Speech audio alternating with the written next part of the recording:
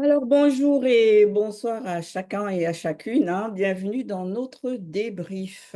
Donc nous allons revoir le live qui a été donné dimanche 27 janvier 2025 sur bien sûr la page de la véritable histoire de l'homme noir par l'inimitable Zulula 100, on peut le dire, hein, dans ces derniers temps de la fin. Justement, il nous a fait pénétrer dans le livre qui a suscité le plus de confusion, d'incompréhension, de malentendus, de mauvaises interprétations et même de mythomanie, j'ajouterais personnellement. C'est-à-dire le livre d'Apocalypse. Le live, il a intitulé Le mystère caché d'Apocalypse chapitre 5. Donc, avant qu'on aille plus en profondeur, nous allons partager notre ressenti en un mot. Initiatique. Illumination. Fascination. Éclaircissement. Puissant. Extraordinaire. Illumination. Magnifique. Et pour moi, c'est correcteur.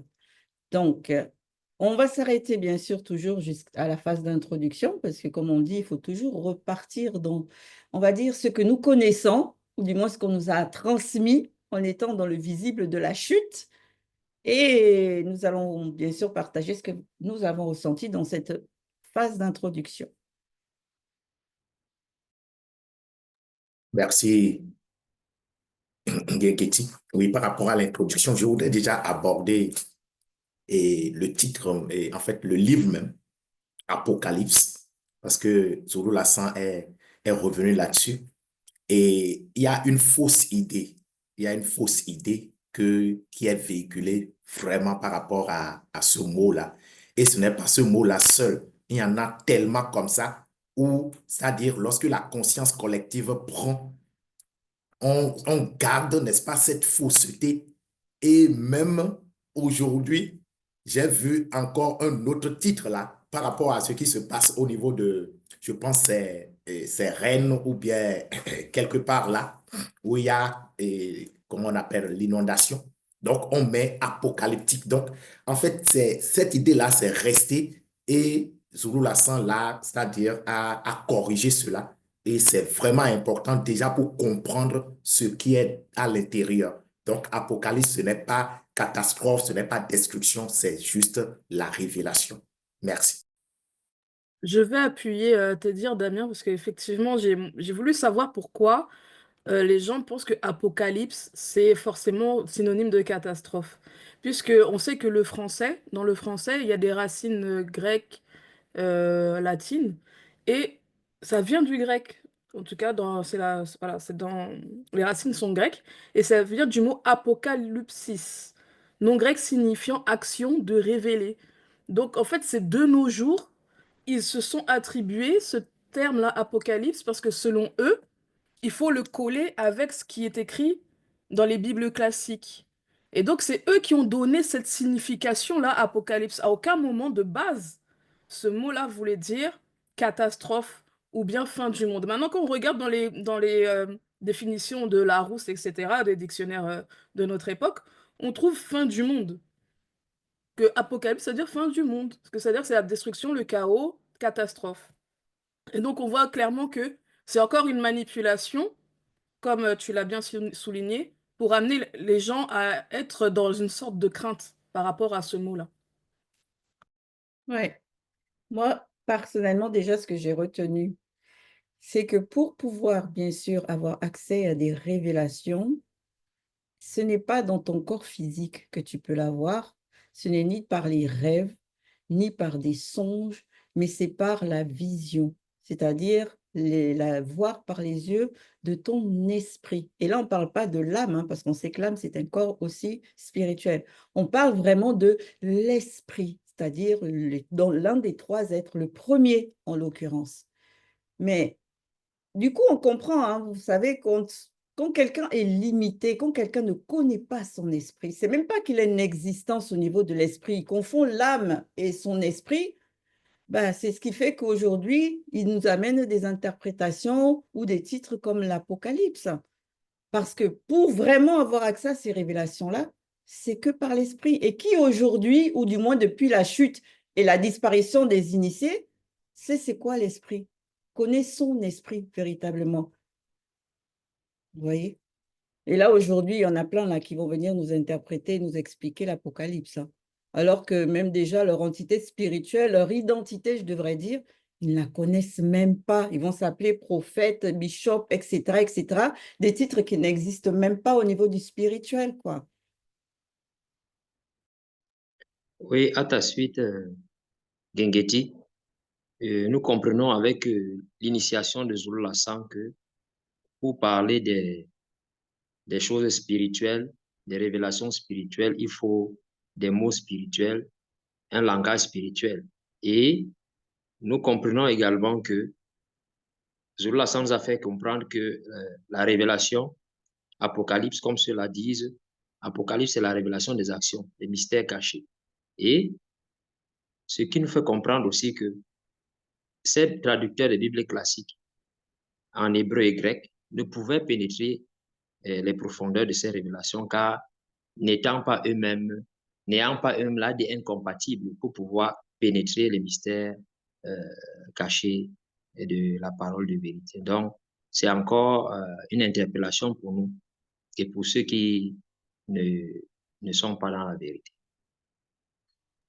Oui, cette partie-là nous confirme vraiment que pour parler, comme vous avez déjà fait mention, comme Gengeti disait aussi, c'est que pour éviter l'interprétation, tout ça, il faut vraiment avoir un mandat. Ce n'est pas n'importe qui va pouvoir parler des choses, on va dire, du spirituel qui n'est pas du visible. Sinon, ça va amener à du n'importe quoi. On va nous faire croire à du n'importe quoi. Et là, ça nous mène encore à amener cette vigilance-là, que par rapport à toujours à ce que nous lisons, à ce que nous entendons, il faut vraiment avoir, on va dire, se diriger son écoute que vers la vérité, parce que sinon, on comprend que c'est du n'importe quoi.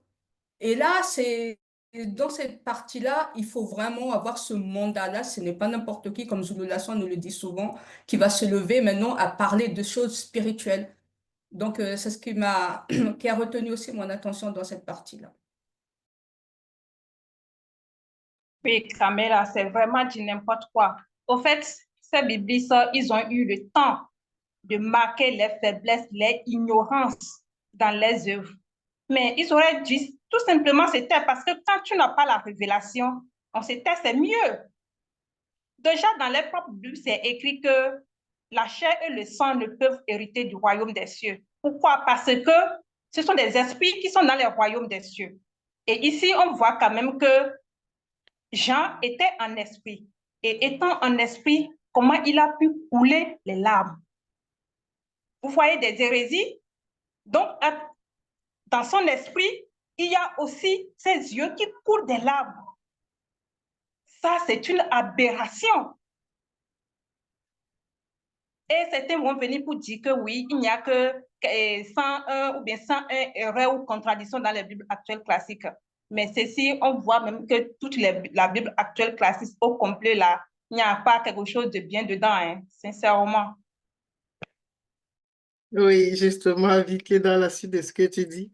Et même dans Apocalypse 1:10, lorsqu'il dit le jour du Seigneur, bon, ça veut dire que ça sous-entend qu'il y a les jours qui ne sont pas pour le Seigneur. Parce que si c'est précisé que le jour du Seigneur, on comprend que bon, il y a les jours encore qu'il faut savoir qui est le Seigneur dans ce genre de trucs. On voit aussi comment les Bibles actuelles, elles sont limitées. C'est-à-dire que ces Bibles classiques, elles sont limitées. Ça manque de révélation, ça manque de tout. Ils voient, ils projettent, ils disent qu'il est en esprit, mais ce qu'ils voient est physique. C'est-à-dire qu'ils supposent que les rouleaux, les seaux, tout ça, c'est physique. C'est pour ça qu'on peut voir que dans leur plan spirituel, là, des larmes qui coulent, alors qu'on sait que les larmes sont liquides. Des larmes sont liquides.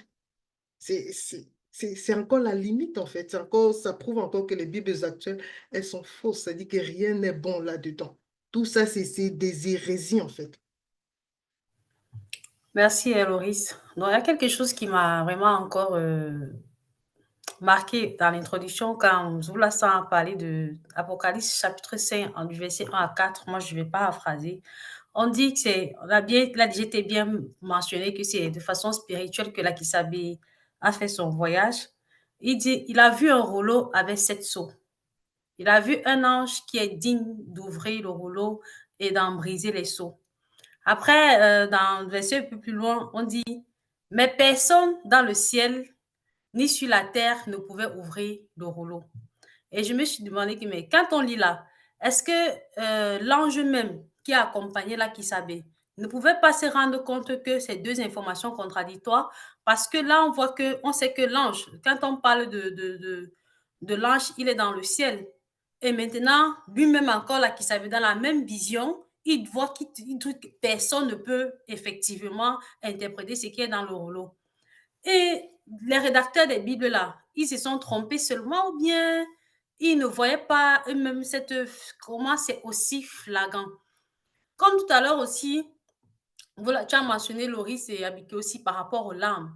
Là, Zulu sans nous a encore fait savoir que voilà, il y a les choses qui révèlent du physique, telles que les larmes, telles que avoir mangé de la nourriture physique, avoir faire ses besoins, ça, ce sont les trucs qui révèlent du corps physique, de la réalité du visible. Par contre, l'âme qui est un corps, l'âme et l'esprit qui sont des corps spirituels peuvent ressentir des émotions, peuvent ressentir la douleur, peuvent être en colère. Et dans un live même précédent, on a vu que les esprits, que ce soit l'esprit, que ce soit l'âme, ils avaient aussi un sexe. Donc, il y a des choses qui sont qu'on peut ressentir dans les trois êtres, il y a ce qui est uniquement dans la dimension du visible. Et ça, ce n'est que Zulu Lassan qui nous le révèle.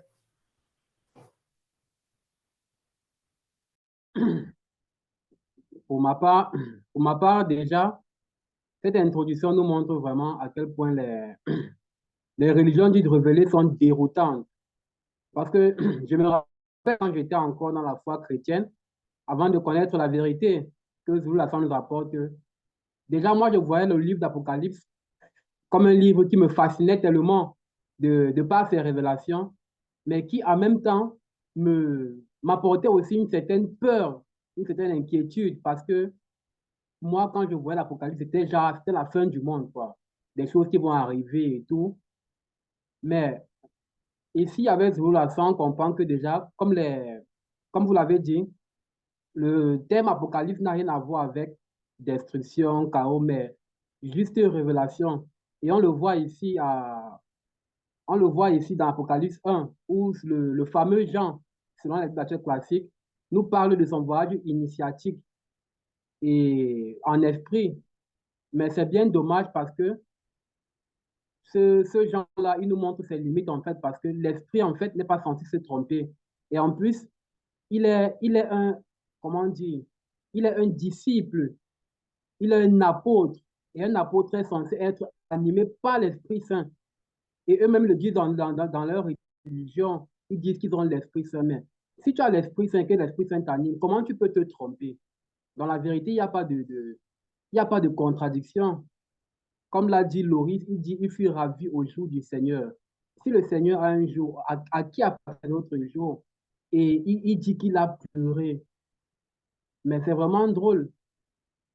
Comment l'esprit peut pleurer? Ça, c'est vraiment absurde. Et c'est cette même absurdité-là qu'on retrouve dans les films de science-fiction, où on va voir l'esprit qui apparaît, peut-être l'esprit de ta mère, l'esprit en train de... En ton parole, elle a dit. Moi, à travers l'introduction, bon, c'est pas la première fois, hein, on a déjà des exemples, on en a eu beaucoup par rapport à la Bible classique.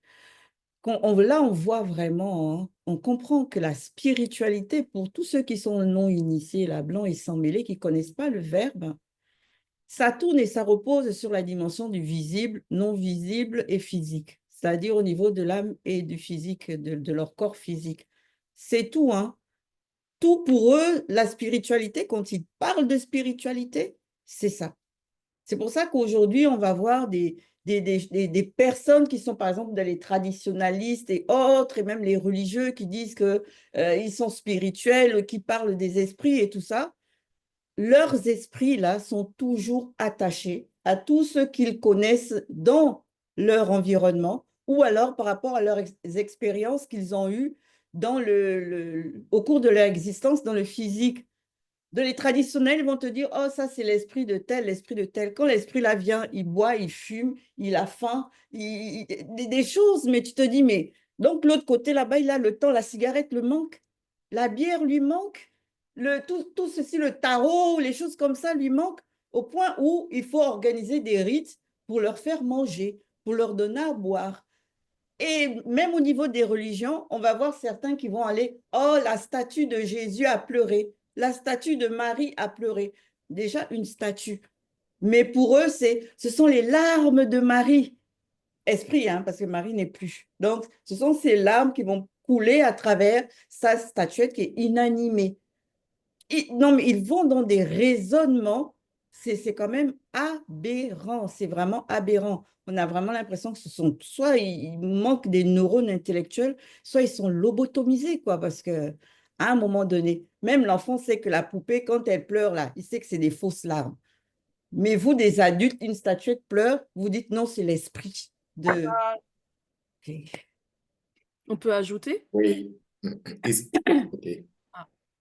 Oui, c'est Je peux Béké aller.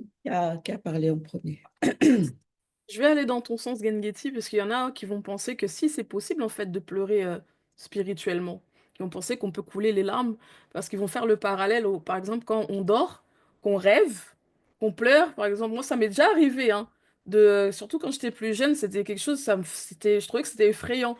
Tu dors, tu vas peut-être rêver que quelqu'un est mort, tu pleures dans le rêve, tu te réveilles, ton visage est mouillé, tu ressens que tu as vraiment pleuré physiquement.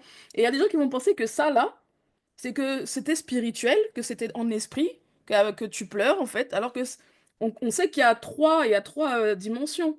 Il y a l'esprit, enfin le spirituel, donc l'âme, l'astral, et physique, le corps. Mais en fait, ça n'a absolument rien à voir. Le rêve, ça fait partie du domaine astral. Ce n'est pas l'esprit qui pleure, puisque c'est lié aux émotions qu'on a pu ressentir dans la journée, l'émotion qu'on va ressentir dans le rêve. Voilà, on va voir quelqu'un qui meurt, c'est même pas réel, c'est quelque chose peut-être qu'on s'imagine, on a peur que ça arrive et on voit ça dans le rêve, et on est saisi d'émotions dans le rêve. Ça n'a absolument aucun rapport avec l'esprit. L'esprit ne pleure pas. Dans sa condition, comment elle peut pleurer? Comment un esprit pourrait pleurer? Et merci, Bekekedi. Et toujours dans le même sens, on sait que ce sont des démons qui alimentent, n'est-ce pas, ces croyances-là et également ces idées, toujours pour maintenir, n'est-ce pas, comment on appelle, l'idolâtrie, en fait, pour maintenir dans l'idolâtrie. Et au niveau des Bibles classiques, on sait que c'est vraiment créa parce qu'ils ouvrent tellement, n'est-ce pas, de portes à des interprétations où chacun peut venir dire ce qu'il veut. Et surtout, lorsqu'ils sont pris, n'est-ce pas, par et le christocentrisme, par exemple, Zulu Lassan est revenu là-dessus. En fait, quand ils disent, par exemple, personne dans le ciel, là, c'est qu'ils oublient directement qu'entre-temps, ils savent qu'en fait, ils ont oublié que leur Dieu est dans le ciel. Et lorsqu'ils veulent aller dans le christocentrisme, ils sont prêts à tout. Donc, même le Dieu là, ils le mettent de côté. Donc, pour faire le christocentrisme. Et on voit ça parmi, n'est-ce pas, les soi-disant chrétiens. Ils sont obligés, c'est-à-dire, ils peuvent même injurier, n'est-ce pas, leur Dieu. Mais quand tu touches à leur idole, n'est-ce pas, de Jésus, et là, vous n'êtes pas, en fait, vous n'allez pas vous entendre, mais c'est quel genre, n'est-ce pas, d'esprit. Et là, il faut faire très attention. En tout cas, Damien, leur Jésus, là, c'est leur Dieu en même temps, hein. C'est-à-dire que pour plusieurs chrétiens, Dieu, c'est Jésus, tout ça, c'est mélangé. Et par rapport à ce que tu disais, Bekekedi, justement, pour appuyer au psaume 55, je pense qu'il est dit que Dieu a recueilli les larmes. Je ne sais pas, les larmes, si... Voilà, on sait c'est quoi les larmes. Mais Dieu a recueilli des larmes, ça démontre encore la nature de Dieu. Et si Dieu a pu recueillir les larmes, ça veut dire qu'on comprend que il est dans la même réalité que les larmes, c'est-à-dire que la réalité du visible, du physique, du toucher, quoi. Donc, c'est vraiment erroné. C'est ce qui nous donne, c'est erroné, en fait. Dans l'Apocalypse, ça se construit, c'est-à-dire il y a des contradictions par rapport à leur langage, de l'illogique partout. C'est par Zoula, sans qu'on peut comprendre, ça passait par le passé. Ce sont des mêmes livres qu'on lisait. Mais on n'avait pas cette présence d'esprit-là. Mais aujourd'hui, Zola, il a étalé ça. Il a vraiment restauré la vérité. Et là, maintenant, c'est vraiment plus clair. C'est clair, Merci à toi, Zola. c'est clair. Mais Ouais. quelque part, c'est compréhensif en fait, hein, parce que pour eux, c'est leur monde, cette réalité qui a été manifestée en premier. C'est-à-dire l'homme est supérieur par rapport aux entités, aux spirituels. Donc, c'est pour ça que pour eux, tout après, ça découle de nous d'abord et puis le reste ensuite. Mais bon. Si je peux compléter quelque chose à ce que tu viens de dire. Ah, pardon, Abiké a essayé de parler tout à l'heure, me semble, hein, c'est ça? Oui, c'est bien ça. Oui, Loïc, je vais continuer dans ta lancée pour préciser que ben, Dieu a un outre, un récipient. Et comme pas du outre, c'est la peau animale, c'est fabriqué à base de la peau animale. Mais il a trouvé cet animal là où? Et c'est là, ça m'a renvoyé à Genèse, quand il demandait, bon, on sait que c'est Dieu, c'est Yahweh, c'est Satan qui est derrière tout ça. Il demandait à Abel de tuer l'agneau pour offrir ça en sacrifice, pour lui offrir ça en sacrifice. C'est là que tu comprends que, mais derrière tous ces sacrifices-là, mais c'est Yahweh qui est véritablement dedans. Et par là aussi, il pouvait avoir son outre pour pouvoir recueillir les larmes. C'est bien dommage. Juste, je voulais dire quelque chose par rapport à ce que Ngesi disait, c'est qu'il y a une personne à qui une fois je parlais de la parole, je présentais, et il me dit que son papa, déjà qui était le visible, il me dit son père est plus puissant que Dieu. Parce que quand son père se manifeste en rêve, c'est ce qu'il arrive, c'est qu'il dit, et ça se passe exactement. Mais il est conscient que le Dieu de la Bible est limité. Je lui dis, hein? Il me dit, oui, hein, je sais que sur le Dieu est limité. Je lui dis que, mais tu comprends ce que tu dis, je m'entends parler, mais tu continues d'aller là-bas. Il me dit que, mais oui, je vais seulement prier tranquille. Donc, quand on est carré là, vraiment, et j'étais vraiment choquée qu'il me le dise de cette façon quand même. Je dis que mais tu as cet état de conscience que que le Dieu de la Bible dont tu pries est limité. Il me dit oui, il ne sait pas tout. Il est conscient. Je lui dis que mais et pourquoi? Il me dit mais il est resté carré dans son truc. Et c'est là que tu comprends que la grâce c'est quelque chose de qui n'a pas de prix. Ok, merci Daniel. Nous allons poursuivre dans Je ne notre vais pas vous mentir, débat. quand j'ai Allons, Yves, nous poursuivons, s'il te plaît. Nous allons poursuivre donc dans notre débrief et nous allons nous arrêter cette fois-ci à la phase 1. La phase 1 que Zoulasson a intitulée l'entité de l'écriture. Qu'avez-vous retenu de cette phase? Oui, moi, pour ma part, j'ai pris encore plus en considération, voire plus l'importance de l'écriture. Parce que moi, quand je regardais, je réfléchissais à la manière comment maintenant, où on donne plus cette importance-là à l'écriture, on voit hein, la plupart de nos jeunes de maintenant, comment ils vont s'écrire avec les lettres abrégées. Ça veut dire qu'il n'y a plus on va dire, cette importance-là. Des fois, moi, je reçois des messages où mes enfants veulent dire une phrase, je reçois 3 lettres. Je dis, mais attends, c'est quoi ça? Apprenez à écrire les choses correctement.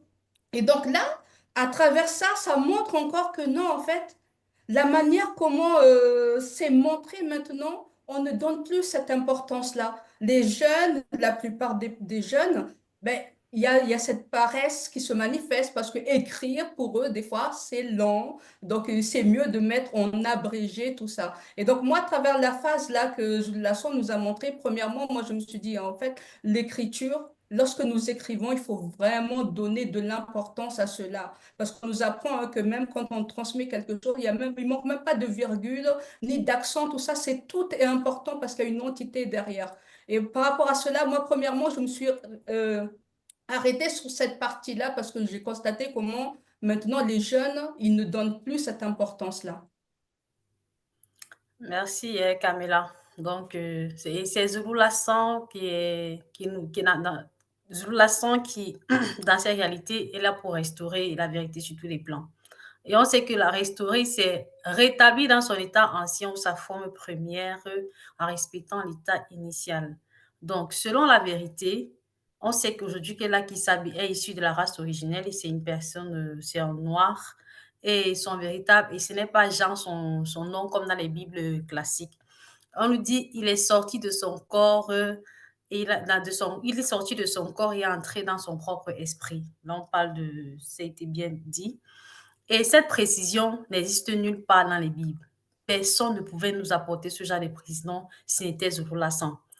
Et il a encore précisé là, il dit, il fit ravi du jour du puissant veilleur. Ici, on sait que le veilleur, c'est l'entité qui a accompagné la Kisabe durant son voyage spirituel. Et parlant de la notion du jour, selon ce que moi j'ai compris, ça correspondait à, selon ma compréhension, c'était par rapport à la Kisabe. Parce qu'on sait que les entités du grand ordre des choses ne sont pas soumises au temps. On sait qu'elles sont bien au-delà du temps de la réalité du visible. Et il est certes vrai qu'on l'a mentionné aussi en introduction. Par contre, ce qui est écrit dans les Bibles actuelles classiques, là, à ce niveau-là, il parle du jour du Seigneur. C'est pour ça qu'aujourd'hui, on a chez les catholiques qui vont choisir le jour du dimanche. Mais là, dans les autres fausses assemblées, là, quoique tout est faux, ils choisissent maintenant un jour pour dire que non, c'est un jour d'adoration et tout. Mais nous aussi, on sait que selon la vérité, tous les jours qui ont été manifestés appartiennent à Louba, l'unique et véritable créateur. Donc, tant que le Verbe nous accorde cela, nous devons l'adorer tant que nous pouvons et à tout instant. Pour moi, par rapport justement à cette phase, il y a quelque chose qui m'a vraiment ému. C'est-à-dire, Zola San, franchement, on constate en fait que tout ce que tu étais par son verbe manifeste est vivant. Moi, j'ai encore mieux compris ça et mieux cerné ça durant justement cette phase. On a une fois, c'est-à-dire que dans les lives passés, on a parlé des arbres, des entités de l'arbre de vie, principe substantiel de vie, l'entité du bien et du mal. C'est-à-dire que tout ceci, elles sont esprit et vie. Et Zulula, au travers de ce live, nous parle de l'entité de l'écriture, son importance. Que tous les patriarches c'est-à-dire que les patriarches, selon le verbe bien sûr, ils ont été assistés par cette entité. Pour moi, c'était une révélation. C'était wow. C'est la raison pour laquelle, justement, ils ont été inspirés par le verbe. Parce qu'il y avait justement cette entité-là derrière et ça a été scellé avec l'entité de Régis. C'est-à-dire, quand Zoula, il te donne ça comme ça, tu dis, oh, là, c'est fort, quoi. C'est la notion de tout ce que le verbe manifeste est vivant. J'ai compris ça et j'étais simplement aimé, en fait. Oui, à ta suite, Loris, ce que je comprends ici, c'est que Zola San est encore en train de démonter tout le mensonge que les pseudo-scientifiques ont établi dans le monde. Et dans le live précédent, il nous avait parlé de ce que les scientifiques disaient, que l'écriture s'était manifestée à l'époque de la préhistoire en Mésopotamie. Donc, on voit encore ici que Zola San nous amène et amène surtout ceux-là, ces ignorants-là, à comprendre que l'écriture même prend son essence dans le spirituel. Et il avait encore appuyé cela dans l'enseignement sur l'origine des langues, lorsque nous avons démontré comment l'alphabet est le positionnement des entités. Donc ici, on comprend encore que c'est véritablement profond parce que Zola San fait comprendre que, comme Loris l'a dit, ce que l'Oba manifeste par la manifestation de sa volonté est vivant. Lorsqu'il parle de rouleau mystérieux, lorsqu'il parle de livre, ce n'est pas le livre comme nous on croit ici. Et ce qui est encore plus profond et marquant là, c'est le fait qu'il nous a amené à comprendre que les entités utilisent des images familières que le Mutopena Moudi peut comprendre pour l'amener à percer et à comprendre la révélation qu'on veut lui donner en ce moment-là. Donc, c'est vraiment bon de connaître ces choses-là. Oui, merci. Bon, on comprend que derrière les Écritures, il y a des entités, comme l'entité de l'Écriture et l'entité de registre. Mais là, on doit véritablement faire attention. On doit véritablement veiller qu'il fallait être mandaté par le grand ordre des choses pour pouvoir s'aventurer dans cette œuvre-là. Et on sait que le spirituel n'envoie pas quelqu'un faire une œuvre sans l'avoir déjà préparée, l'initier et l'introniser. Mais ce que la grâce que nous avons reçue à cette époque, c'est que c'est le deuxième né de toute la création. C'est lui-même qui nous relate les récits ici. Celui-là même qui est au-delà de cette initiation. Donc, c'est une grâce que vraiment, nous devons prendre et bien profiter de cette grâce-là et bien méditer sur les rouleaux et aussi prendre des notes, c'est très important parce qu'il y a l'entité de registre et on sait que ce que nous comprenons quand nous avons une oreille attentive aux enseignements, mais en ce moment, on pourra bien noter.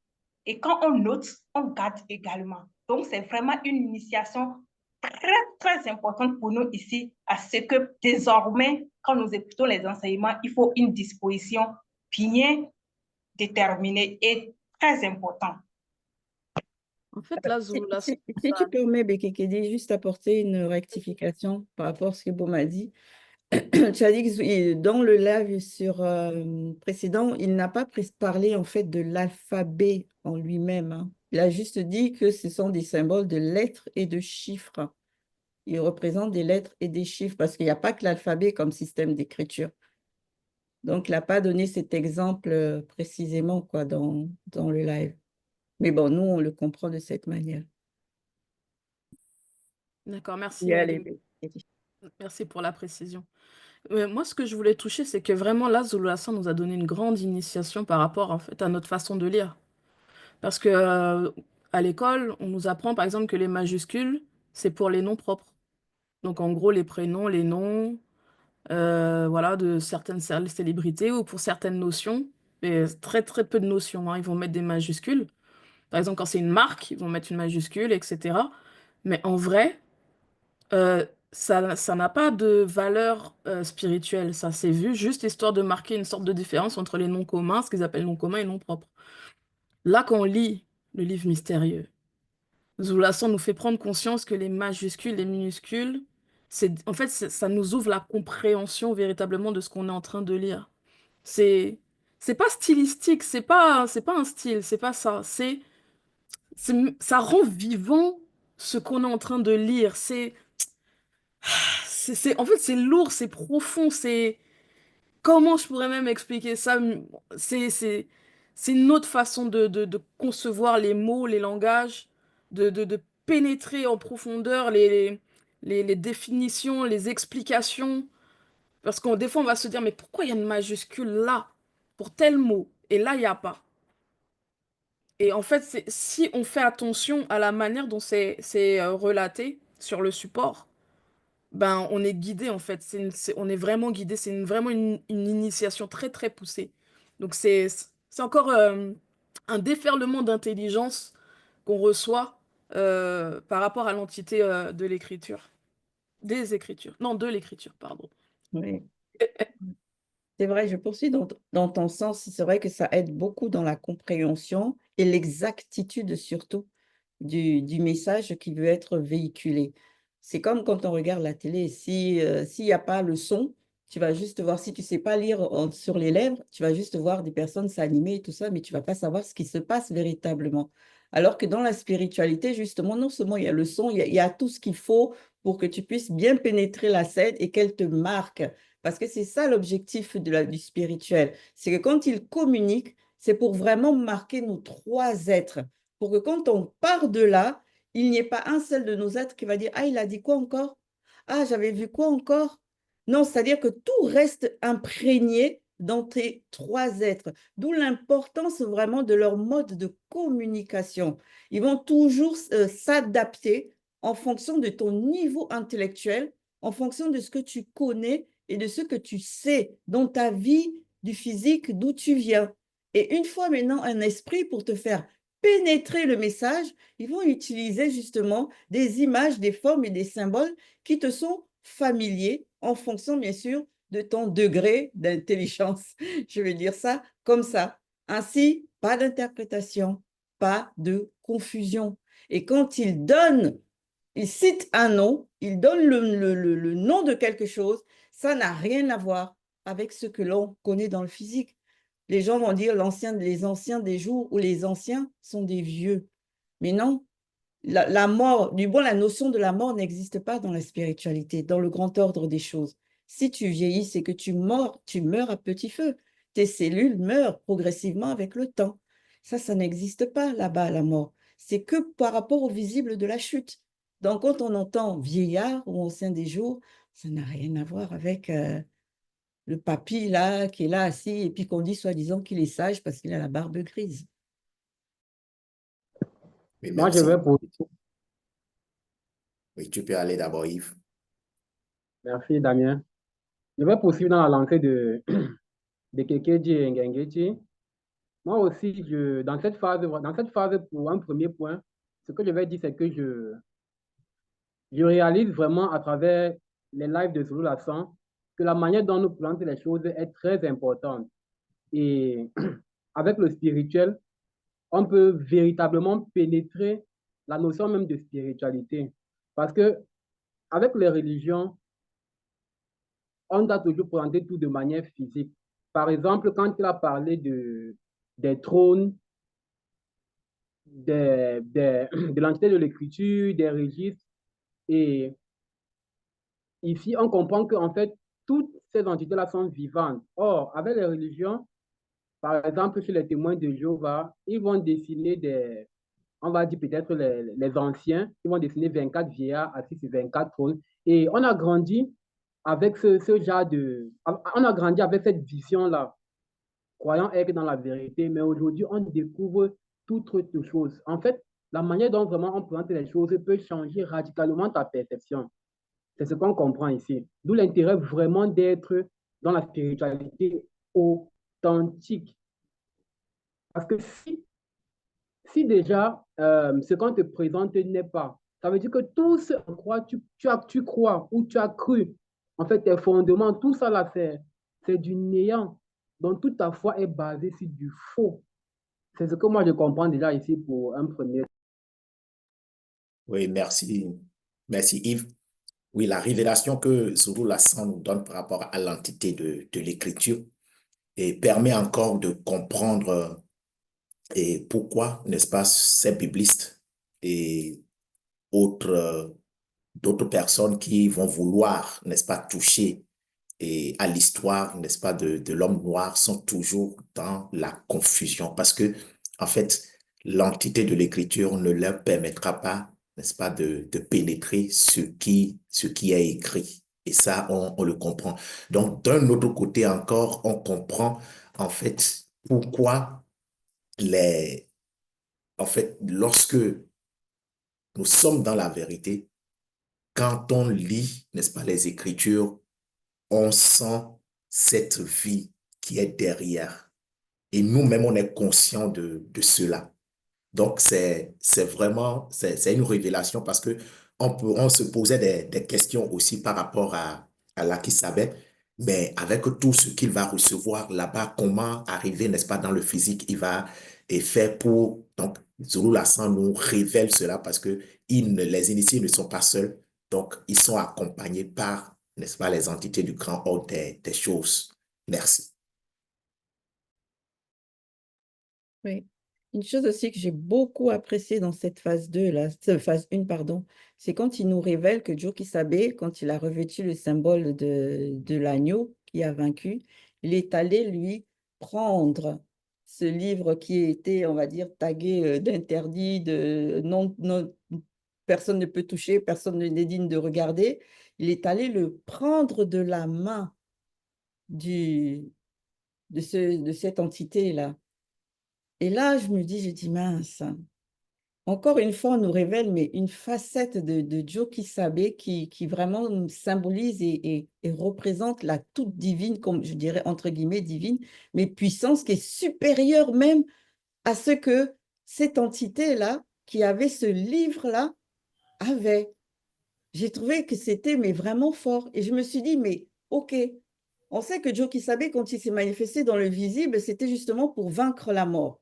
La mort qui était arrivée, entrée par la chute de Moto. Et donc, avec cette idée-là, j'ai vu le livre d'Apocalypse sous un autre angle. Parce que comme on disait tout à l'heure, beaucoup voient ça comme le livre de la fin, que c'est genre la mort, etc. Mais Joe Kisabé, quand il est venu prendre ce livre-là, mais en fait, il a vaincu la mort. Il a aussi pris le dessus sur ce qui était, on va dire, le sceau d'anathème que mort dessus. Il a dominé ça, il a pris ça Et du coup, je vois maintenant vraiment le livre de l'Apocalypse comme étant un livre de vie, en fait. Parce que ça révèle tellement de choses aux connus, ça leur donne tellement d'armes pour pouvoir justement, eux aussi, finir par dominer la mort. Et c'est juste, waouh, quand le cheminement que l'entité qui est derrière un livre peut te permettre de prendre, quand tu cherches vraiment à savoir, tu peux juste te dire que gloire à l'Oba, quoi. C'est vraiment impressionnant, l'Apocalypse. Il devrait changer de nom. À On ta peut suite, ajouter. Genghis. Vas-y, Daniel. Ah, merci, hein. Merci Yves. Donc, c'est que dans la véritable spiritualité, hein, il n'existe point de confusion.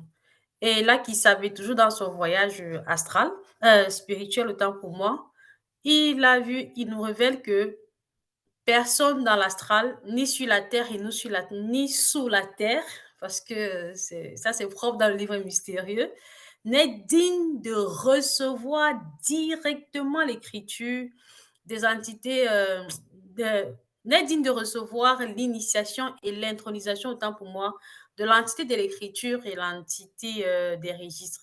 Donc, il est mentionné là que ce n'est pas impossible, mais qu'ils ne peuvent pas directement recevoir l'enseignement de ces entités-là. Et on sait aujourd'hui que les entités du grand ordre des choses, elles savent ce que l'on va pas la manifestation de son verbe permet. Mais en ce qui concerne la dimension du visible, quand on parle du visible ici, on va voir le plan astral et le plan physique dans lequel nous nous trouvons actuellement. Elles savent toutes choses. Donc, parmi les entités du grand ordre des choses, elles savent, parmi elles, il y a celles qui connaissent le contenu de le contenu du livre mystérieux. Du livre mystérieux dont là qui savait faisait allusion.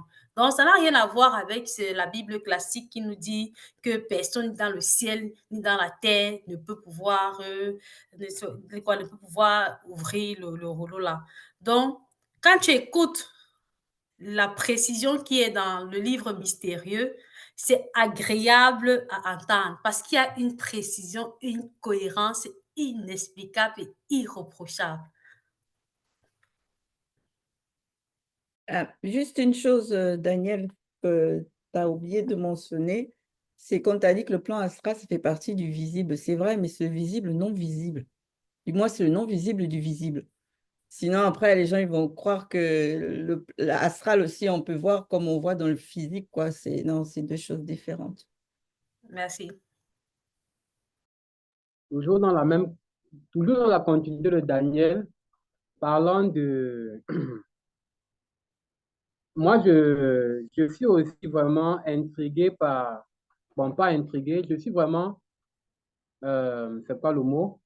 Je suis stupéfait déjà de la différence entre Jock Isabelle et le fameux Jésus. Parce que vraiment, Zoulassan a vraiment exposé ici, vraiment, une fois de plus encore, les religions dites révélées. Parce que ici, on nous dit que Jock Isabelle, sous la forme symbolique d'un agneau qui a vaincu, et il a été digne de prendre en fait le livre mystérieux, c'est-à-dire recevoir son initiation et son intronisation, ce qui est tout à fait normal. C'est comme quand tu ouvres ton cahier pour réviser, en fait, c'est un cours que tu reçois, donc tu es en train d'être initié. Mais contrairement aux religions, contrairement dans les religions où, comme Daniel a dit, personne n'a été digne, c'est-à-dire l'ange crie d'une voix forte.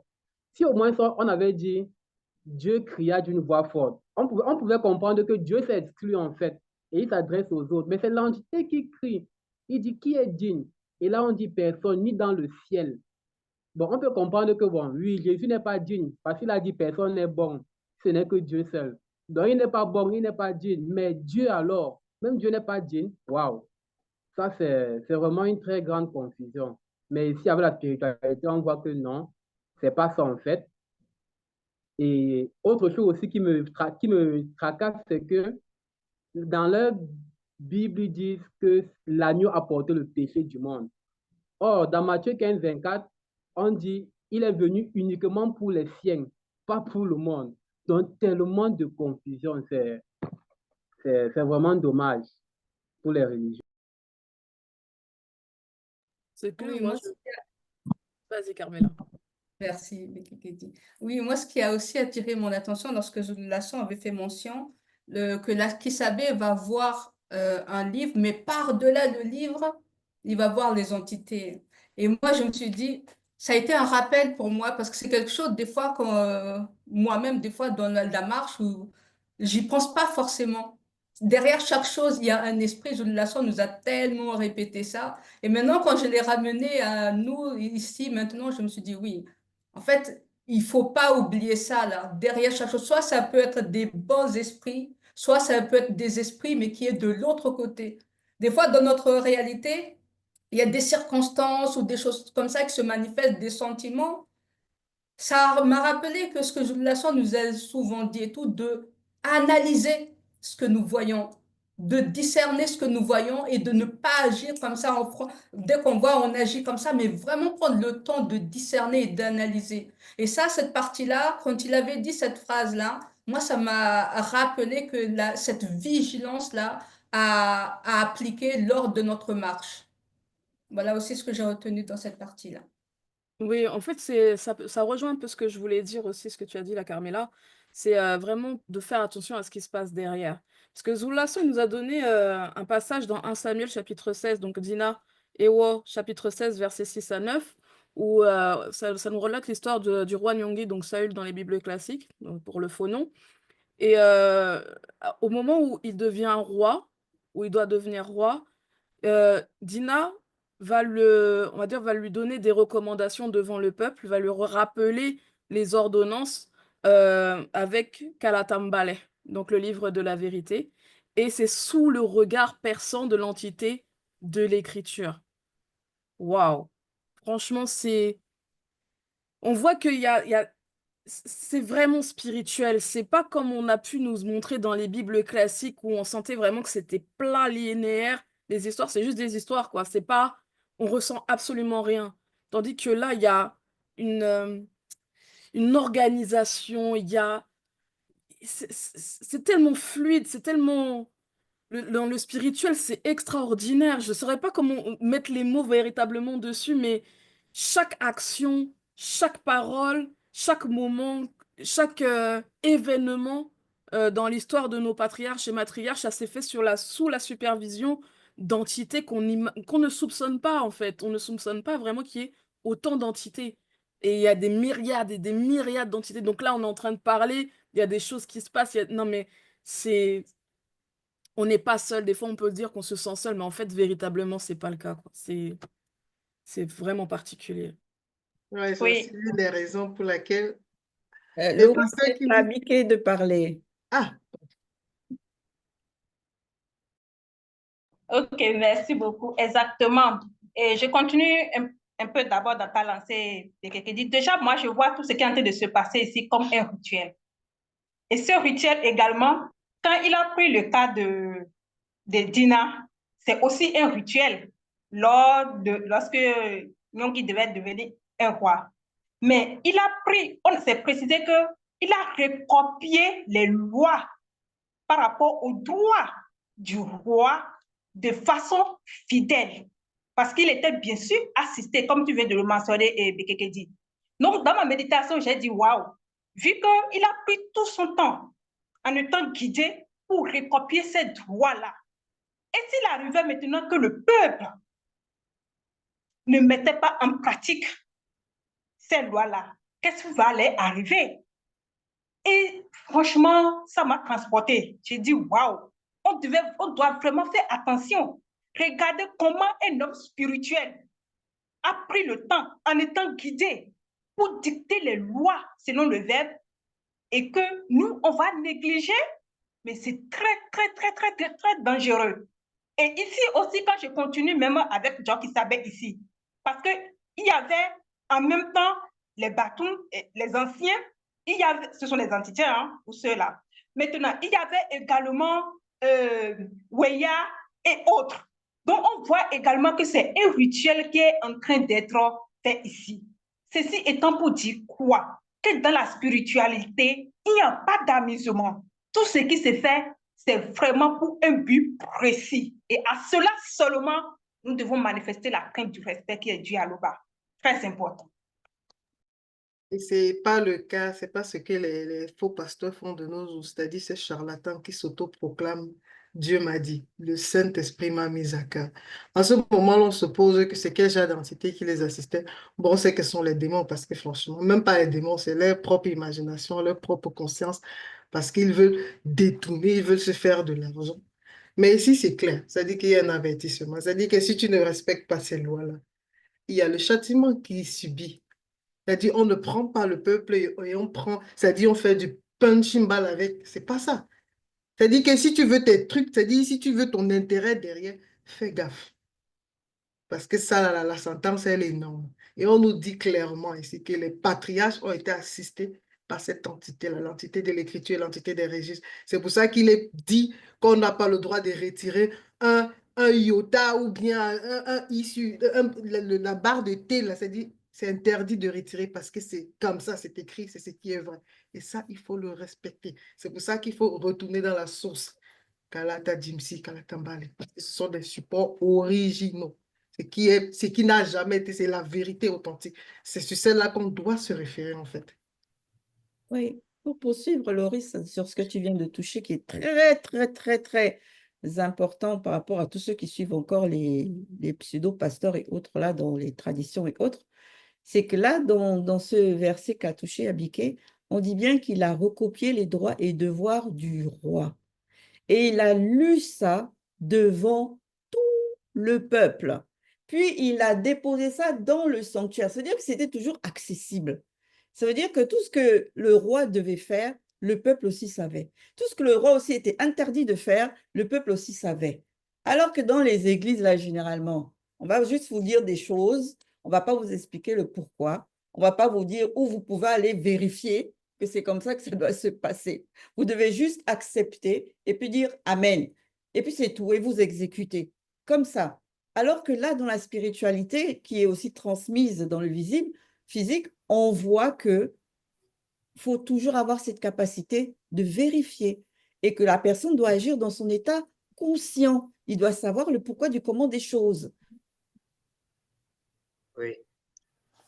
Je voudrais dire que ceci m'interpelle et devrait interpeller même ceux qui comprennent pourquoi les Bibles classiques sont truffées d'erreurs et de contradictions et que Kalatambale, Kalatandimsi sont sans erreur ni contradiction parce qu'on comprend par là que derrière ces rouleaux-là, derrière l'écriture visible que nous voyons, il y a l'entité de l'écriture et d'autres entités même dont on ignore l'existence. Et ça m'amène encore à me rappeler de ce que Zola San nous avait dit. Nous avait fait une illustration en nous montrant que Kalatambale peut représenter l'entité et que les différents livres qui sont à l'intérieur peuvent représenter également des entités. Donc, on comprend par là également que ce sont des portes, des fréquences. Et ça nous interpelle maintenant à savoir comment prendre Kalatambale et Kalatandimsi, comment considérer ces rôles-là, comment les lire et comprendre même que derrière cette écriture-là, il y a un pouvoir, une puissance transformatrice des vies. Parce qu'on disait hier là, bon, on se retrouvait encore en train de faire les mêmes choses, mais certains même n'étaient pas, comment je peux dire, honnêtes, ils étaient hypocrites avec eux-mêmes, mais au fond, ils savaient qu'ils ne vivaient pas cette sainteté-là. Mais on voit qu'avec les livres que Zola San nous apporte, il y a cette transformation-là. Donc, véritablement, on dit encore merci à Zola San. C'est vrai, bon, c'est vrai. Combien de pasteurs, pseudo, autres et autres qui écrivent plein de livres, mais qui ne changent rien dans l'existence de tous ceux qui vont aller lire ces livres-là, quoi. Même la Bible, en vérité, la classique, elle a changé la vie de qui? Sérieux. Qui est venu un jour attester que véritablement, ce sont ces écritures-là qui l'ont fait changer? C'est quand même quelque chose, ça. Donc, nous, on va poursuivre dans notre débrief. On va aller cette fois-ci à la phase 2. La phase 2 que Zola San a intitulée « Le mystère des 7 cornes et des 7 yeux ». Qu'avez-vous retenu de cette phase? Merci, Nguengeti. Donc, on va faire une petite illustration pour éveiller la conscience des chrétiens qui sont endormis là. Et selon les Bibles classiques, on va prendre Apocalypse chapitre 5, ça concerne notamment le verset 6. Ils disent « Et je vis au milieu du crâne. Le crâne là, c'était quel arbre? Le papayer, le manguier, il faut donner la précision. Or, on a vu que le trône, selon la vérité, ça correspond, selon l'unique et véritable vérité, hein, ce sont les entités connues sous le nom de Djopele et Petit. Ensuite, à la suite du verset, ils disent et 4 êtres vivants. On doit savoir que même les animaux sont des êtres vivants, donc il n'y a pas de précisions qui tiennent dans leurs écritures. Et selon la vérité, ces 4 Weya, ce sont des séraphins, et les séraphins sont une catégorie d'entités qui restent dans le rang des choses. Après, ils disent et au milieu des vieillards. C'est quel vieillard? C'est quoi, les grands-pères, les grands-mères, ou bien vous ne définissez rien de tout ça. Et selon la véritable spiritualité, là, on parle des Badoum. Ce sont des anciens. Et les anciens, ce sont aussi des êtres spirituels, donc ce sont des entités. Et pour couronner encore, il parle de l'agneau qui était comme immolé. Et quand tu regardes ça, tu vois qu'ils sont en train de décrire exactement ce qui se passe dans notre réalité du visible à nous. C'est-à-dire, Tom, tu vois comment l'agneau est tout. Et en plus même de ça, dans d'autres versions, hein, toujours dans la Bible, là, toujours dans le même verset, ils vont te dire que l'agneau qui se tenait debout. Donc, tu comprends que le ciel qu'ils décrivent, parce que là, on sait bien que là, qui s'habille toujours dans le monde spirituel. Donc, dans le ciel-là, ça correspond à la réalité du visible dans laquelle nous sommes actuellement, que nous on peut voir avec nos yeux physiques.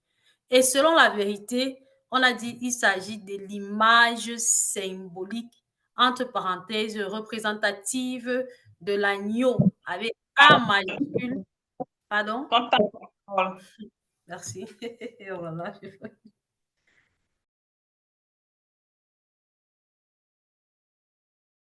Oui, je vais continuer dans ta lancée, Daniel.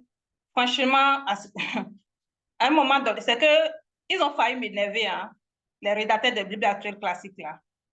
Franchement. Parce que la manière dont ils relatent des choses, là, ça m'énerve, moi. Comme tu viens de le dire, c'est que aucune base spirituelle, ange, ils vont écrire avec petit a, agneau, et les êtres vivants, eux-mêmes, ils ont bien dit vivants, mais pourtant, ils ont manqué quand même de mettre les premiers mots en majuscule. C'est quand même aberrant, toutes ces choses-là. C'est énervant. Maintenant, ici, on nous a donné la révélation, l'image symbolique de l'agneau et les cornes. Ça, 7 cornes et 7 yeux. Maintenant, la révélation, c'est que les 7 cornes et les 7 yeux représentent les 7 entités nocturnes et les 7 entités du début de la création du visible. Mais dans les Bibles actuelles classiques, qu'est-ce qu'ils ont dit? Que c'est les 7 esprits de Dieu envoyés par toute la terre. J'ai dit, mais quand vous n'avez pas la révélation, vous ne savez pas quoi dire. On se tait. Et c'est mieux ainsi. Franchement, à un moment donné, il faut arrêter. Et c'est là qu'on comprend encore l'importance de ce livre-là. Parce qu'ils n'arrivent pas à s'en sortir. Ils ont tout donné comme définition, sauf la révélation. Alors qu'ici, il s'agit bien de la révélation. Faut pas t'énerver, Abiké. Faut vraiment pas t'énerver. Hein. C'est là, eux, comme ça. C'est-à-dire que tantôt, ils te disent que Jésus, il est mort sur la croix. Tantôt, ils te disent que c'est sur le poteau. Mais c'est pas surprenant qu'on vienne nous dire qu'on l'a égorgé. Parce que franchement, on ne sait plus où mettre la tête. Parce qu'avec les Bibles actuelles, mieux tu ne prends rien, quoi. Parce que tout ce qu'ils disent là, tout le truc, c'est le christocentrisme. C'est-à-dire que tout tourne autour de Jésus. Pour eux, Jésus est supérieur même à Dieu. On a vu ça plus haut. Donc, c'est pas surprenant, en fait. C'est à la limite, c'est amusant. On peut s'asseoir aujourd'hui, on rigole de ça. Mais pas le passé, c'était pas le cas. C'est comme on dit, l'ouverture est là. Il y a un travail qui se fait en amont. Et Zoula, il abat vraiment ce travail. Et on peut voir comment nous, dans ce panel-là, on voit comment c'est dit que la vérité est restaurée. Et on se dit, franchement, le Verbe nous assiste et c'est quelque chose qui est vraiment merveilleux. On ne peut que se réjouir de ça, en fait.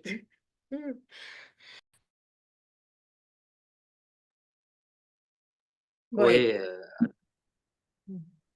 Moi, la chose aussi que, bon, déjà par rapport à la description de l'image représentative là, du symbole de l'agneau, c'est chaud. Hein. Ouh. Sept cornes, sept yeux comme ça, tu vois. Et puis l'agneau, il n'est pas très gros, quoi. Du moins, ceux qu'on connaît dans le visible, là, ils sont tout petits comme ça, là. Et puis tu vois un truc avec sept yeux. Et puis sept. Et ça ne devait pas être des petites cornes ni des petits yeux, quoi, vu ce que ça symbolise aussi dans le spirituel. Mais à cela, quand même, il y a quelque part une figure rassurante et protectrice derrière cet agneau avec ses sept cornes et puis ses sept yeux. Parce que déjà, on sait qu'à la base, la corne pour un animal, c'est un moyen de défense et donc de protection pour lui. Et les yeux, on nous a tellement révélé ce qui peut se cacher comme symbole derrière les yeux. Et de surcroît, quand tu comprends que ce sont les sept entités du début de la création, là, on voit que, hey, il est peut-être petit comme ça, bon, du moins selon l'image que nous on connaît, il est peut-être petit comme ça, là, mais attention, rien ne l'échappe, quoi. Il voit tout et il peut tout savoir. Rien ne lui est caché parce qu'on parle quand même des sept entités du début de la création. Donc, ils ont assisté à tout. Ils ont tout vu. Ils étaient là. Et c'est ce petit animal-là qui paraît tellement inoffensif et ça, il ne fait pas peur, il faut dire les choses, que l'on a pris pour justement symboliser Jokisabe dans sa, on va dire, dans sa toute divine, entre guillemets, toujours, puissance spirituelle. Et en plus de ça, c'est lui aussi qu'on prend pour manifester la protection par rapport à ceux du peuple. Parce que les cornes, c'est ça, et c'est les sept entités protectrices, quoi. C'est, en tout cas, c'est juste le grand ordre des choses. Donc, comme tu dis, c'est magnifique parce que lorsque on n'est pas enseigné, lorsqu'on n'est pas initié, on peut être effrayé. Tout comme des petits enfants, on peut prendre un petit enfant, on lui montre une image, même de cet agneau-là, il va être effrayé. Donc, à notre image, nous également, on est effrayé lorsqu'on voit ça, si on ne nous avait pas révélé ce qui était caché derrière. Et je rends grâce à Loba parce que Zulu Lassan nous apprend à lire. Donc, lorsqu'il a touché du doigt l'image de l'agneau et l'agneau égorgé, immolé, les gens entendent bien que immolé, lorsqu'on regardait même dans les livres classiques, avec Abraham et autres, on voyait comment, quand on immolait un animal, on l'égorgeait. Mais dans leur chant, dans leur louange, ils vont dire que ce Jésus-là est l'agneau immolé, l'agneau quoi. Pourtant, nulle part, on ne voit, on l'a égorgé sur la porte. Nulle part, on ne voit, on l'a égorgé sur le poteau pour les témoins de Jéhovah. Donc, ici encore, Zulu Lassan nous interpelle à savoir lire les syllabes, le B à bas, à rentrer à l'école. Et cette école-là, c'est celle dans laquelle nous vivons, la plus grande et la plus prestigieuse. Je vais continuer dans ce que tu viens de dire. Bon, mais effectivement, l'image en elle-même, quand on n'est pas initié, voilà, en fait, le secret, c'est l'initiation. Si tu n'es pas initié, tu vas avoir sept yeux, sept cornes, bah, c'est pas normal. Alors qu'en véritablement, en fait, on n'a pas été préparé. Si on se pense comme ça, c'est qu'on n'a pas été préparé vraiment par rapport au spirituel. Et quand Zulu Lassan nous donne justement cette initiation, ça ouvre l'état de conscience. Et là, on est capable de supporter, de voir ce genre d'image, puisque on comprend vraiment le sens qu'il y a derrière. Je vais continuer aussi dans ce que tu as abordé, Abika. Effectivement, les biblistes, en fait, ils fatiguent, hein. Mais ce qui fatigue le plus, c'est ceux qui soutiennent, malgré le fait qu'il y ait autant de contradictions, autant de choses qui ne sont pas valables, ils vont quand même trouver des excuses et essayer de trouver les sens cachés en disant non, tu n'as pas la révélation, c'est parce que tu n'as pas le Saint-Esprit que tu ne comprends pas cette révélation. Non, mais vraiment. On vous donne du n'importe quoi et vous arrivez à trouver le moyen, tellement vous voulez croire à ça, vous cherchez au fond de vous de justifier l'inexplicable, même pas l'inexplicable parce que c'est explicable, Zulason peut l'expliquer, mais à justifier ce qui est faux. Vraiment, c'est donner toute son énergie dans des écrits qui proviennent du Moyen Âge. Là, c'était des personnes qui n'avaient aucune connaissance, qui se sont attelées à écrire tout ça. Vraiment, à un moment donné, il faut s'asseoir et réfléchir. Bon, quel sens je vais donner à ma vie là avec ces livres-là là? Oui, Et Bekeke dit, vas-y, j'irai après. merci Carmela. Et comme je disais, Bekeke dit, c'est là où tu comprends véritablement la notion de de voile mystique. C'est-à-dire, quand tu es voilé là, on peut te mettre la cuillère devant tes yeux. Devant toi, là, on dit la cuillère où tu ne vois pas. En fait, vraiment, moi, quand je regarde ça, j'ai même honte. Parce que je me dis, mais comment dans le passé, j'ai pu lire toutes ces aberrations et ne pas m'en rendre compte? Comment? Par exemple, il y a un terme, il y a une notion, il y a la notion d'ancien des jours, où je me suis beaucoup appuyé. Parce que pour les religieux, quand on va dire ancien des jours, ça veut dire que tu es vieux. Mais ça n'a même pas de sens. Et ils vont représenter des vieillards assis sur des trônes. Mais ça c'est une confusion, c'est de la folie. Comme je vous l'ai dit, ils sont des malades. En fait, ils sont vraiment des malades. Ce n'est pas une insulte, c'est une réalité. Ils sont des malades. Parce que c'est eux-mêmes qui parlent de notion de vie éternelle. Mais dans l'éternité, si tu vieillis, où est encore mais en fait, ça veut dire que l'essence même de l'éternité, là, le mot perd son essence. Parce que si tu es éternel, tu n'es pas censé vieillir. Pourquoi dans les anciens sont vieux? C'est un peu comme dans les films des vampires. Eux, au moins, ils ont, c'est-à-dire, un peu capté la fréquence. À partir du jour où un vampire te mord, tu ne vieillis plus. C'est-à-dire, tu cales à l'âge où tu as été mordu. Jusqu'au jour, peut-être on va te mettre un pic dans le cœur, oui, là tu meurs. Mais tu ne vieillis plus. Tu restes là comme ça. Mais les religieux, apparemment, ils n'ont pas compris cette fréquence, pas capté cette fréquence-là. Dieu vieillit, il crée le temps agit sur lui, il vieillit. Ces créatures vieillissent, ils sont vieux. Mais c'est quoi tout ça? Ça, c'est l'hérésie. Vraiment, c'est vraiment une grâce pour nous d'avoir été extirpés de ça. Vraiment. Merci pour ce temps de parole. Oui, moi, ce qui m'a interpellée ici aussi, c'est par rapport à vraiment à ce qu'on nous montre, parce que je me suis dit, la haute fréquence vraiment de la spiritualité véritable, c'est pas accessible comme ça. Parce que même quand les patriarches, et tout, on va leur montrer quelque chose, comme Gangeti avait dit précédemment, et il faut imager les choses pour qu'on puisse comprendre les choses, pour qu'on puisse digérer les choses. Il y a beaucoup qui veulent rentrer là-dedans, qui veulent expliquer des choses et ils vont nous amener leur théorie, leur manière de voir les choses. Mais là, encore à travers cette partie-là, Jules Lasson nous montre en révélant justement par rapport aux sept cornes ou aux sept yeux, mais c'est pas n'importe qui a la capacité de nous révéler cela. Donc les autres, si les biblistes, là, ils vont nous révéler les choses selon leur manière, mais là, avec Jules Lasson, on nous révèle vraiment les choses vraiment qui est cachée à notre portée, bien entendu, parce que là, c'est une fréquence que des fois, même patriarche, il fallait les imager les choses pour qu'ils puissent comprendre. Et ça, à travers ça aussi, moi, j'ai beaucoup aimé, là, parce qu'on a vraiment une grâce terrible à notre époque, de justement de pouvoir prendre de cette nourriture-là, de consommer de cette nourriture-là pour pouvoir, on va dire, avancer et être libéré de tout ce qu'on nous a amené. Oui, merci, Carmela. Oui, j'ai réfléchi à ça et j'ai compris pourquoi Zulu Lasson nous a présenté d'abord l'entité de l'écriture. Et par rapport à cette phase 2 là, ah oui, c'est comme si, en fait, on vit en live une représentation symbolique de la vision de l'Akisabe. Sinon, en réalité, qui pouvait nous révéler c'est quoi les sept cornes, c'est quoi les sept yeux? Qui pouvait, si ce n'est le deuxième? Et quand la grâce nous est manifestée et on dit Zulu Lasson est le deuxième, en fait, c'est la grâce qui nous est manifestée pour comprendre cela. Parce que il n'y a personne qui peut, n'est-ce pas, donner cette révélation si ce n'est lui. Merci. Effectivement, Damien. Donc, nous allons justement poursuivre sur ce que tu as dit à la phase 3, qui Zulu Lasson a intitulé Le mystère de l'agneau.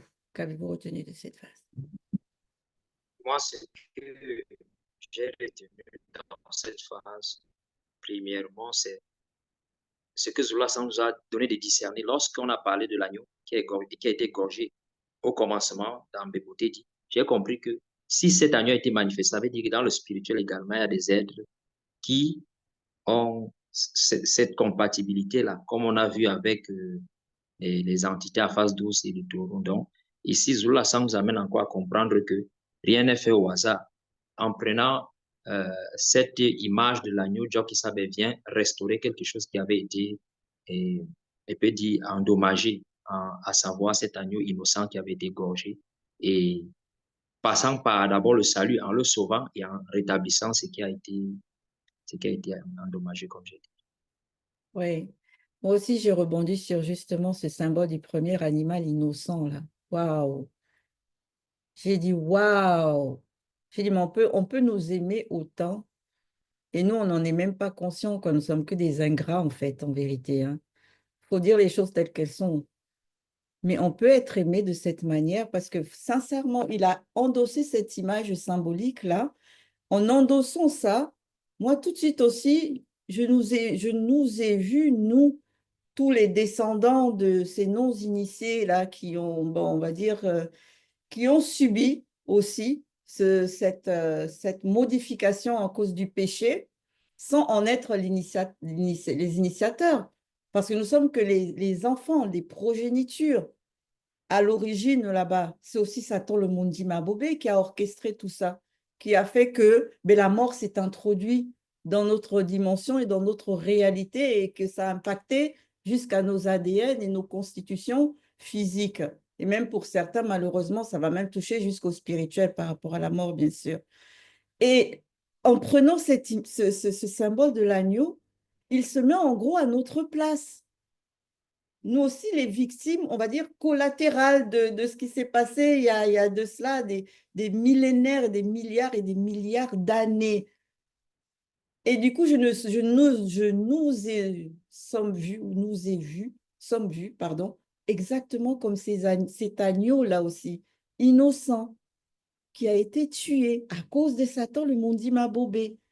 Et Jokisabe est venu justement pour nous sauver aussi, dans le sens, on va dire, caché de tout ce symbole qu'il a porté sur lui, quoi. On peut être aimé comme ça, c'est dingue, hein? Et nous, on voit là aujourd'hui, pourtant, Jokisabe, on ne l'a pas connu. Du moins, on n'a pas connu sa période d'existence dans le visible. Oui, merci, Ah, Ngege. vas-y, Damien. D'accord, merci, Bekekedi.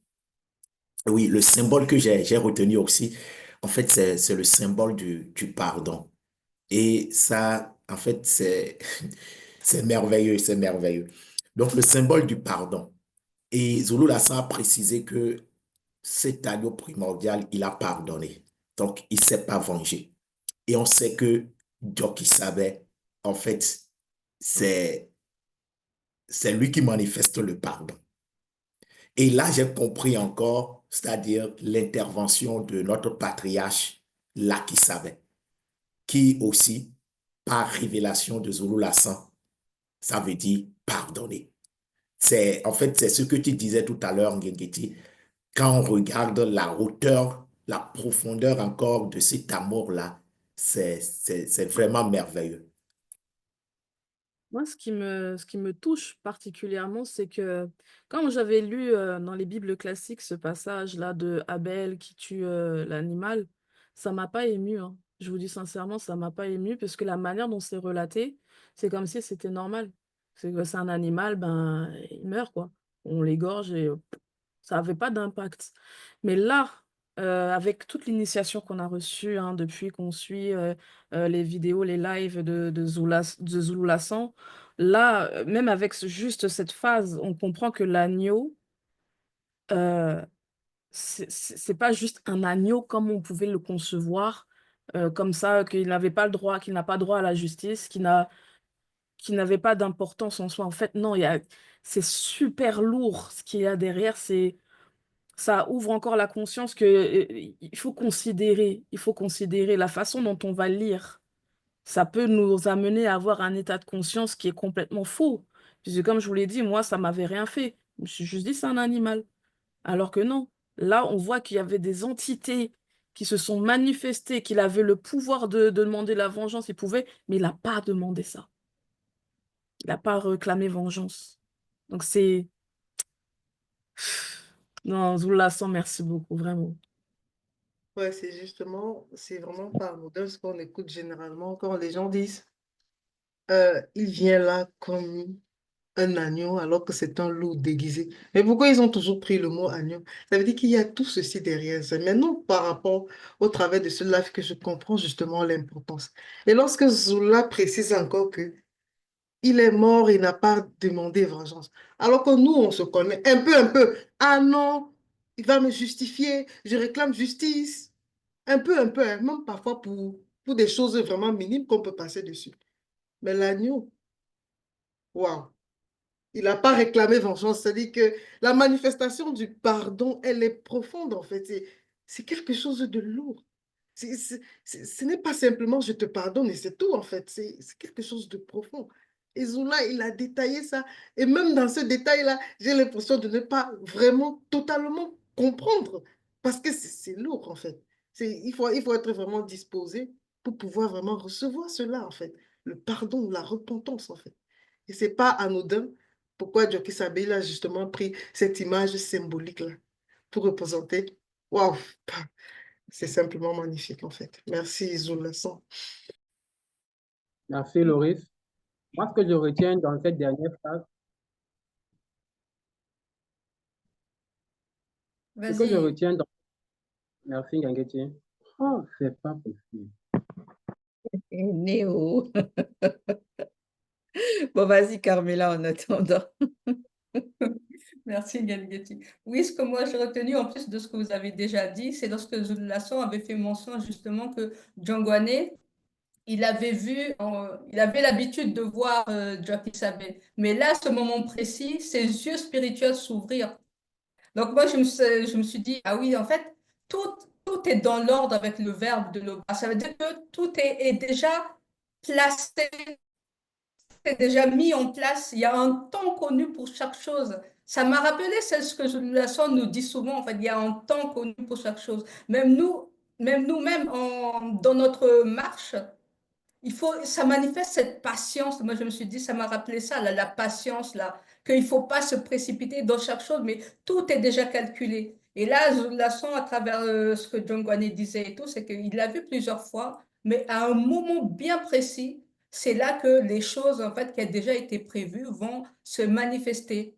Et ça, moi, j'ai beaucoup aimé cette partie-là parce que ça amène encore la patience, ça amène encore à toujours en faire confiance, en fait, à ce que le verbe dirige notre existence. Et j'ai aimé cette partie-là, moi aussi. Oui, merci Camilla. C'est vrai que j'ai été vraiment fascinante et aussi émue lors de cette phase. Je vais continuer dans la lancée de Ngengeti quand elle a parlé de l'amour. Franchement, c'est profond. Déjà par rapport à la prière, la manière dont la prière des initiés et des non-initiés sont traitées avec honneur. Mais c'est là que tu comprends quand Zulu Lassan dit que, mais c'est vous qui écoutez les enseignements du Verbe, ce qu'il dit, et qui mettez tout cela en pratique, mais c'est vous, vous êtes important. Parce que le spirituel ne s'amuse pas avec... Bon, le spirituel ne va pas s'amuser. C'est que, franchement, on doit prendre garde ici. Et si on dort encore, on doit véritablement se réveiller de nos sommeils. Parce que là, c'est très, très important. Quand j'ai lu cette partie, j'ai dit, waouh, qui sommes-nous? Jusqu'à ce qu'on se souvienne autant de nous dans le spirituel. Franchement, c'est agréable de savoir écouter cela et ça donne encore de motivation et aussi à veiller, à prier selon le verbe parce que c'est des prières selon la vérité qui montent et non de n'importe quoi. Tu peux y aller, Yves. Merci, Ngengeti. Ce que je retiens de cette dernière phase, c'est vraiment que Jockey Sabé, c'est l'accomplissement vraiment des gestes prophétiques. Parce que, comme nous l'avons vu ici, en fait, nous avons vu l'origine même de cet agneau-là que les religieux n'ont pas pu déterminer dans leur religion dite révélée. Ils n'ont pas pu donner l'explication de pourquoi on parle d'agneau immolé? Pourtant, leur fameux Jésus n'a pas été immolé. Mais ici, Zou Lassan nous a apporté la révélation. On comprend qu'en fait, ce sont des gestes prophétiques. Et ça nous montre véritablement que Dieu qui savait n'est pas n'importe qui. Le premier né le moto d'eau. Il n'est pas n'importe qui. Il n'est pas comparable à ce personnage de Jésus, n'a même pas existé. Et ce qui aussi marque, c'est que malgré tout ça, les entités des choses, ça fait la différence entre qui s'appelle deuxième, qui sont au-delà de la non-existence, qui sont hors de la non-existence, et le Père l'unique créateur. Parce que on dit, il est possible qu'ils sont prosternés pour leur rendre, pour reconnaître leur gloire, mais pas pour l'adorer. Parce que l'adoration ne revient qu'à tête seule. Or, dans les religions, les religieux se prosternent devant Jésus-Christ, disant que c'est Dieu et ils l'adorent. Donc, ça fait vraiment quelque chose qu'il faut comprendre et qu'il faut réellement comprendre. Il y a une différence entre le créateur et la créature. Merci. Merci, Yves. Donc, là, Zou Lassan nous a présenté le nom même de cet agneau qui est connu sur Koledi. Et c'est jamais aucun pasteur, je ne sais pas s'il y a des écrits qui parlent même de ça. Ça, quand même, les scientifiques, quand même, ne se sont pas orientés dans ce sens-là à nous donner des faux noms, comme ils ont fait avec nos patriarches, en les attribuant des noms qui ne sont pas les leurs. Aujourd'hui, là, on a la révélation par Zou Lassan, qui est la première créature qui a connu la mort physique, est connue sous le nom de Koledi. Et en plus de ça, parmi vous, vous avez déjà mentionné ça, qu'il a manifesté l'amour et le pardon, il n'a pas réclamé vengeance. Et dans ma méditation, je me suis dit, il a fait usage de son libre arbitre parce que tout était là. L'entité de la justice était présente, donc il a fait usage de son libre arbitre. Et encore un peu plus, je me suis dit, Satan le maudit Mabobé, on a encore déjoué ses plans à cet instant. Parce que moi, dans ma méditation, j'ai compris que si cet agneau-là n'a pas réclamé vengeance, c'est parce qu'ils ont compris que si Mundiwe est arrivé à faire cet acte-là, c'est parce qu'il avait été séduit par Satan dans Mundi Mabobé. Et vu que Satan connaît une partie des Écritures, il savait que l'acte qu'il est en train de poser là, ça devait désorganiser quelque chose. Mais non, le spirituel reste le spirituel. Cet agneau n'a pas gardé de rancune. Il a manifesté l'amour. Et je sens que je ressens que Satan là, il est troublé là. Il ne sait pas tout. Il est troublé vraiment. Il a gagné sur lui. L'autre point sur lequel moi vraiment aussi j'accorde une importance très très particulière, surtout en tant que femme, c'est que on remarque que tout ce qui a été manifesté avant la chute a on va dire, sa représentation dans le grand ordre des choses. Même là, on voit l'agneau, on nous a révélé que l'agneau aussi a son représentant dans le grand ordre des choses. Mais la femme, ce n'est pas une mauvaise chose, ce n'est pas non plus, on va dire, une plainte ou une complainte. La femme n'a pas sa représentation dans le grand ordre des choses. Mais pourtant, c'est la femme là, qui veut faire égal avec l'homme de nos jours aujourd'hui. Là.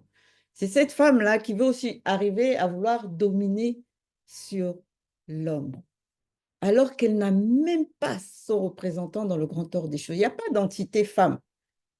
Il n'y en a pas jusqu'alors. Quand bien même Muto a été manifesté, c'est à travers Muto.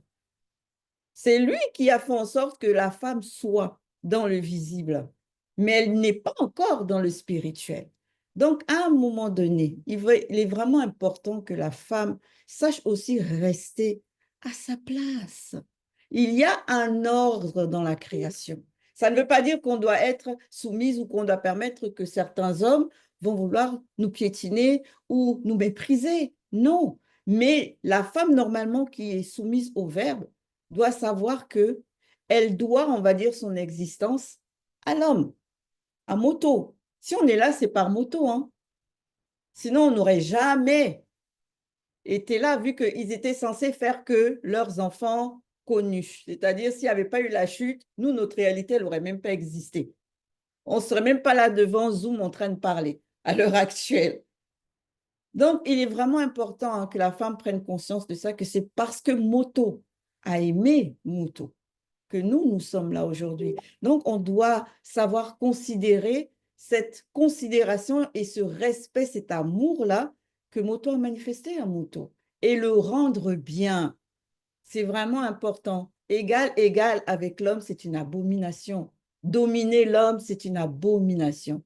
Dans le verbe, dans la spiritualité, c'est le grand ordre des choses. C'est important qu'on se le dise. Maintenant, étant donné que le temps nous est imparti, nous allons donc clôturer.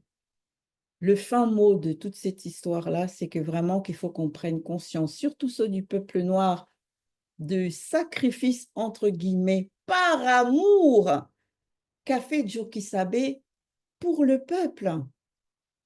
Et qu'on arrête de voir comme ces religieux, ces traditionnalistes, de vivre les choses d'abord en fonction de la dimension du visible physique. Tout, c'est le visible physique. Tout ce qu'on prioritarise pour beaucoup, c'est d'abord les choses du visible physique.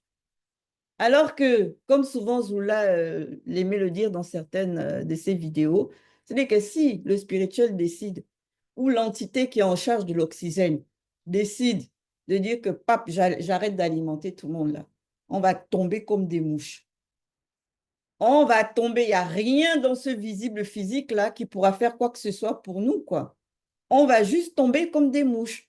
Donc, il est vraiment important qu'on arrête de penser que tout est d'abord, et tout ce qu'on doit considérer, c'est d'abord ces choses du visible physique.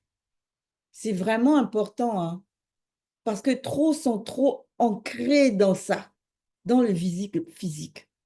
Donc, apprenons à nous détacher. Et pour ce faire, sincèrement, hein, allez-y sur la chaîne YouTube de Zoul Lassan.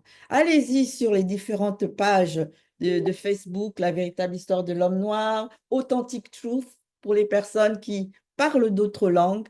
Et allez-y, comme on dit, laissez vos oreilles capter ces fréquences-là de la vérité et de la vie.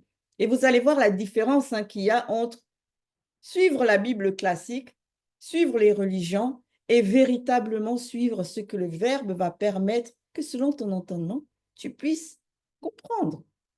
Donc, sur ce, si le Père permet, et au prochain débrief.